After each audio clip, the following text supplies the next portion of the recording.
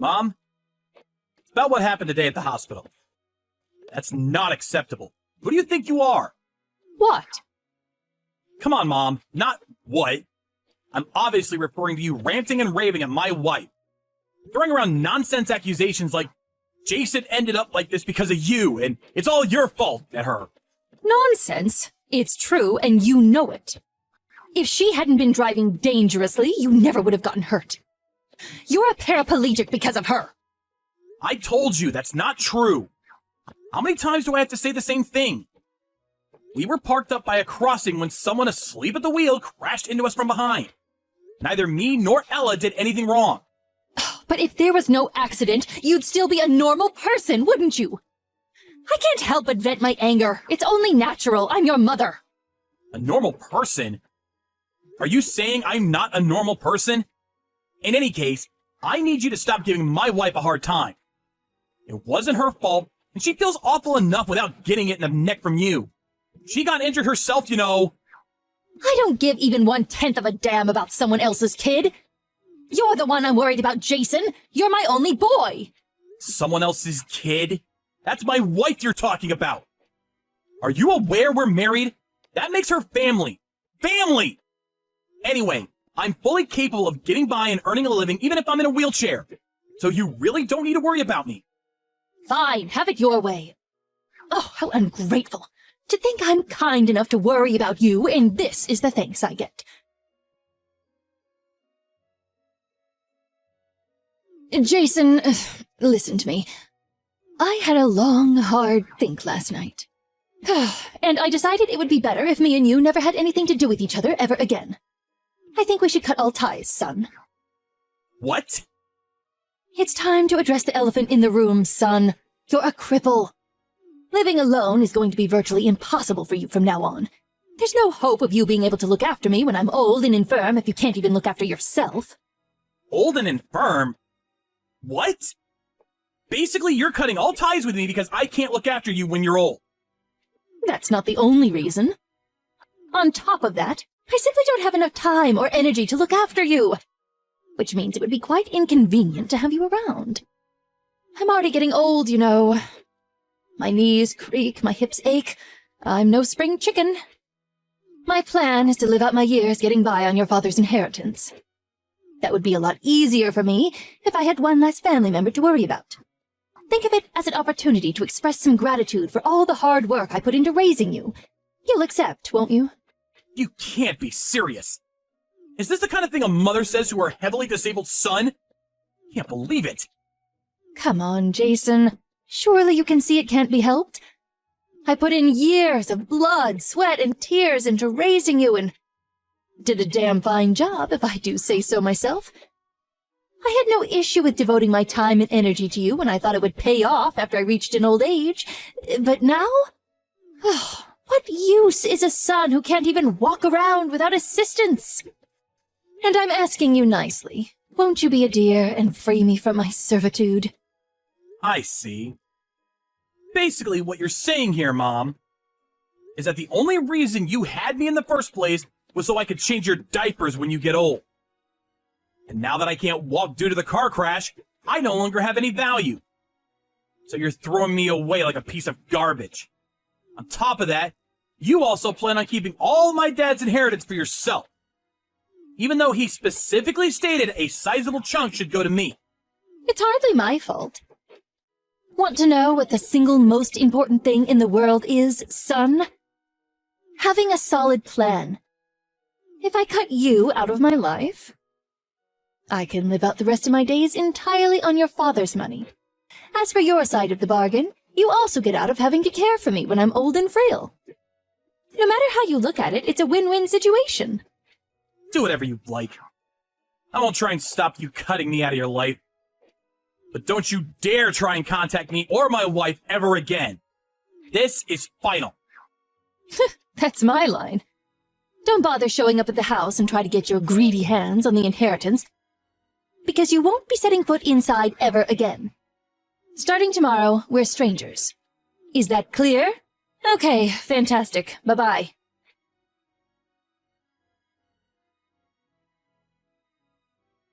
Jason! You came to the house today, didn't you? I warned you. Why did you take the fridge and TV? Give them back at once. Because they're my personal belongings that I paid for? I can't leave my stuff at your house forever. I gave the key to a close friend and had him stop by to pick them up. Oh, I told him to leave all the frozen stuff in a cooler box, so you're best off eating them ASAP before they spoil. I cannot believe you. I had no idea my son was so petty and small-minded. Oh, did I say son? Oh, my mistake. You're a stranger now, of course. Oh, it's fine, forget it. That fridge and TV were probably just second-hand junk anyway. I'll buy some shiny new ones with your dad's inheritance. So I don't need your junkyard scrap anyway. Sure. The fridge is a brand new Hitachi with touchscreen feature configuration and Wi-Fi connectivity. And the TV is an ultra-thin, flat-screen, 70-inch home cinema tier marvel of modern technology. It's true, though. Maybe you'll be able to afford them if you use Dad's inheritance. It's your house, so do what the hell you like. I don't need to be told by you. Believe me, that's what I fully intend on doing. Never message me again. The next time you enter this house without my permission, the police will be called. I hate to break this to you, but you're the one who contacted me.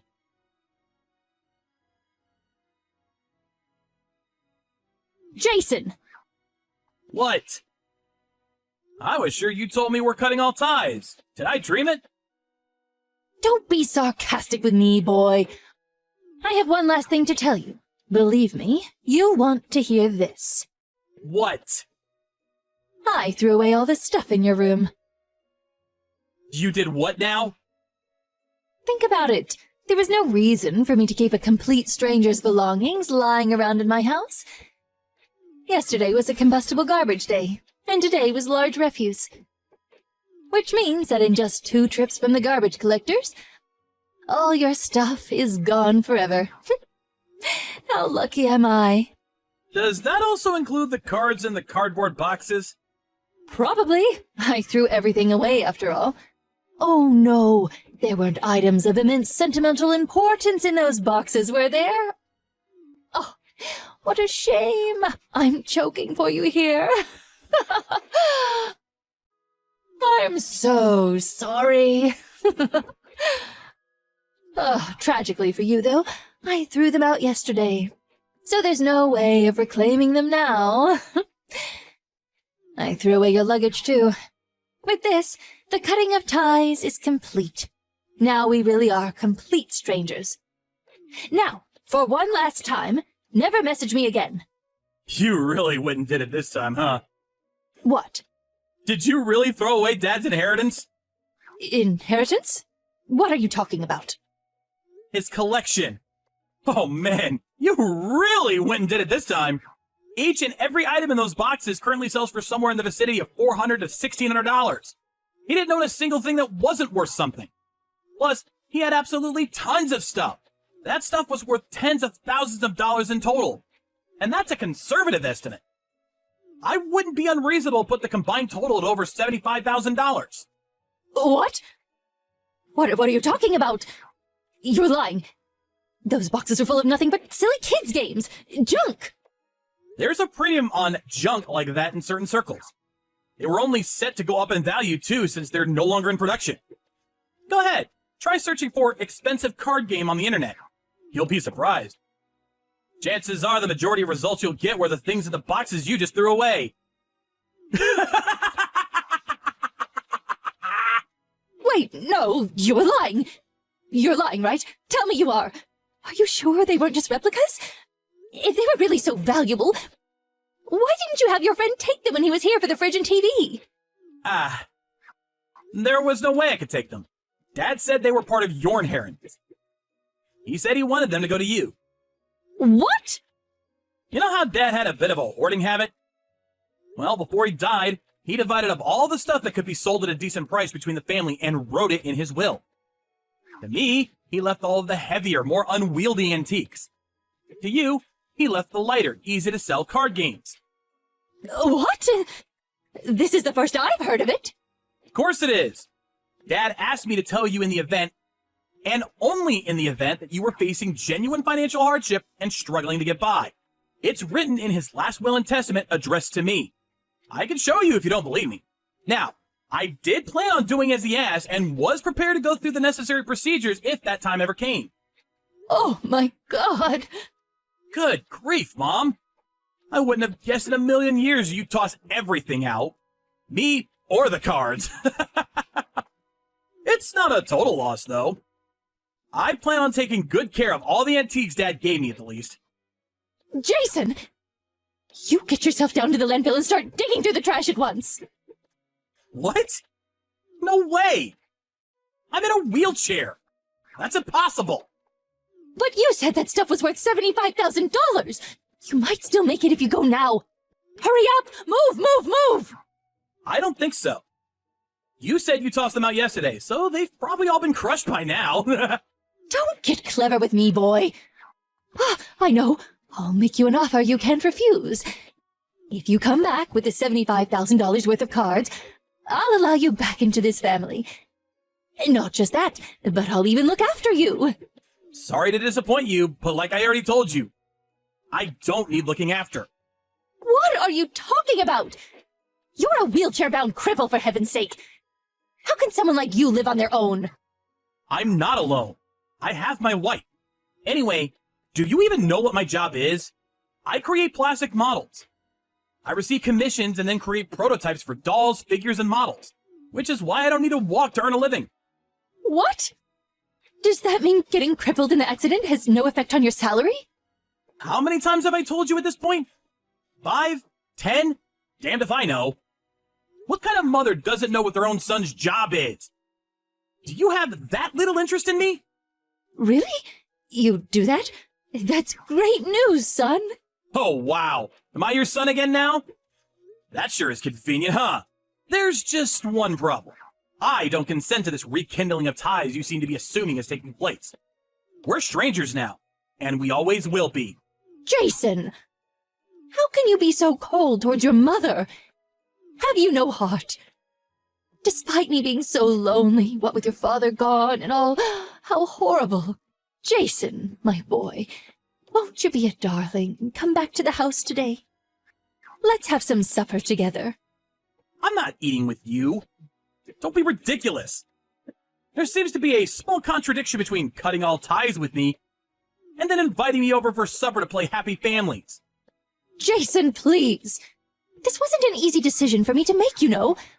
I only did what I did because I was filled with anxiety about the future. I'm sure you were. I had a feeling to that effect, which is why I intentionally left only the card games behind. You're the one who threw them all out solely because you made the mistaken assumption they were guilty of the crime of belonging to me. To be honest, I'm more sick of you than I am sympathetic. I've got an idea. Won't you be a dear and give me all the antiques your dad left you? I don't mind if they're heavy. What? Why would I do that? Why would I give you the things Dad explicitly said he wanted to go to me? I won't even be selling them anyway. Those antiques were part of Dad's cherished collection, and they were really important to him. All the more reason to hand them over. They'd be far more valuable if I sold them. I could use them to get by on. What use are they as decorations for your apartment? They'd be nothing but clutter.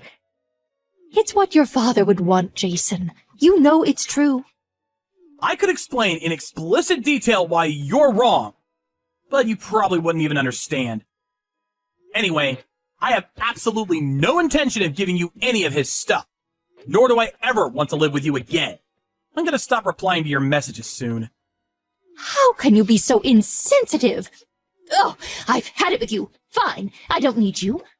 I still have some savings in my bank account. That's great. Since you've been so heavily reliant on Dad's inheritance all this time, you must have saved up about $75,000 by now, right? What does my bank balance have to do with you, boy? If I did have that much, I'd be able to live off it for the rest of my life. Do you seriously think that'd be enough to see you through the rest of your days? What? 75,000? Of course it would. With your current lifestyle, you're eating through at least $15,000 a year. Doesn't take a genius to figure out you're only going to be able to keep that up for 5 more years. You could afford to have a higher standard of living when Dad was still around. But there's no way your current lifestyle is sustainable. What's your point? Are you saying I need to tighten my belt and save up more? No chance. You can't stop me buying the things I want. Listen. Want to know what the simple, most important thing in the world is? Having a solid plan. If anyone can do it, you can, Mom. I have to make this clear, though, and it really pains me to say this, but me and my wife simply don't have enough time or energy to look after a complete stranger. Stop it, please. Just wait. What do you mean, stranger? We're family. I'm your mother. Let's just talk this over. Jason, please, answer the phone. Look, Mom, I'm a cripple. Things would be a whole lot easier for me if I had one less family member to worry about. Look on the bright side. You're free to do what you want with Dad's inheritance. And I'm blessed to have a loving wife who looks after me. Which means you don't have to go through the trouble. No matter how you look at it, it's a win-win situation.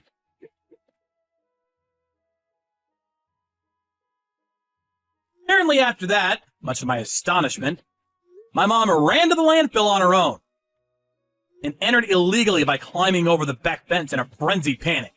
When she was brought to my apartment in the back of a police car, she was covered head to toe in garbage juice. It smelled something like a mixture between sewage and rotting flesh. Of course, being strangers now, I firmly rejected my responsibility and sent her back on her way with those two unfortunate policemen who had to tolerate the stench. She was driven back to her house ranting and raving like a lunatic. It was what happened over the next few days that shocked me the most. Me and my wife got back from a day out to find someone had been rummaging through our belongings and made a total mess of the place. When I confronted my mom, she confessed to sneaking into the apartment and turning the place upside down in an attempt to find my dad's antiques. Thankfully, her search was in vain because my wife's parents very kindly agreed to let us keep everything at their place for a while. However, my patience had reached its limit. We enlisted the help of a lawyer through a recommendation from my stepdad. When we went over to warn her that we'd take legal action if she ever pulled anything like that again, my mother, tragically ignorant of the world, immediately became timid and backed down. And she hasn't bothered us since. I do have a feeling she'll probably try to get in touch with me again after a little while. So me and my wife are currently making preparations to move on the down low. I already bought a new cell phone, which means that by the next spring, we finally will be strangers once and for all.